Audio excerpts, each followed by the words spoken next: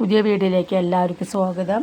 ഇന്ന് കടലത്തോരനാണ് ഉണ്ടാക്കുന്നത്. കടല നല്ലപോലെ കഴുകി കുക്കറിലേക്ക് ഇട്ട് കൊടുത്തു.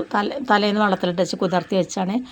അതിലേക്ക് കുറച്ച് 1/4 ടീസ്പൂൺ മഞ്ഞൾപ്പൊടിയും പാകത്തിന് ഉപ്പും കുറച്ച് വെള്ളം ഒഴിച്ചൊന്ന് വേവിക്കാൻ വേണ്ടി വെച്ച് ഒരു 4 വിസിൽ. അപ്പോഴത്തെ നമുക്ക് ഇതിലേക്ക് ഒരു അരപ്പ്, കുറച്ച് തേങ്ങ, ഒരു 4 ചെറിയുള്ളി, 2 പച്ചമുളക്, 1 സ്പൂൺ മുളക് പൊടി, ചെറിയ സ്പൂൺ 1 സ്പൂൺ മുളക് പൊടി, ഒരു നുള്ള് മഞ്ഞൾപ്പൊടി ഇട്ടിട്ട് നമ്മളൊന്ന് ക്രഷ് ചെയ്ത് വെച്ച്, എന്നിട്ട് നമ്മൾ ഒരു 5-6 ചെറിയുള്ളി, 2 വെളുത്തുള്ളി, അതും ഒന്ന് വേറെ ക്രഷ് ചെയ്ത് അത് വേറെ വെച്ച് ഒരു 4 കൂക്കിയപ്പോൾ നമ്മൾ സ്റ്റവ് ഓഫ് ചെയ്തു. കുക്കർ തുറന്ന് നോക്കുമ്പോൾ കടലൊക്കെ നല്ല പോലെ വെന്തിട്ടുണ്ടെന്ന് ഒരു പാൻ അടുപ്പത്ത് വെച്ച് അതിലേക്ക് കുറച്ച് എണ്ണ ഒഴിച്ച് കടുക് ഇട്ട് കൊടുത്തു.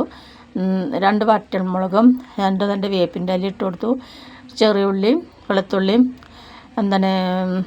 ക്രഷ് ചെയ്ത് വെച്ച് അതും കൂടി ഇട്ട് കൊടുത്തു. അത് നല്ലപോലെ മൂത്ത് വരുമ്പോൾ നമ്മൾ തേങ്ങ ക്രഷ് ചെയ്ത് വെച്ചതും കൂടി ഇട്ട് കൊടുത്തേ.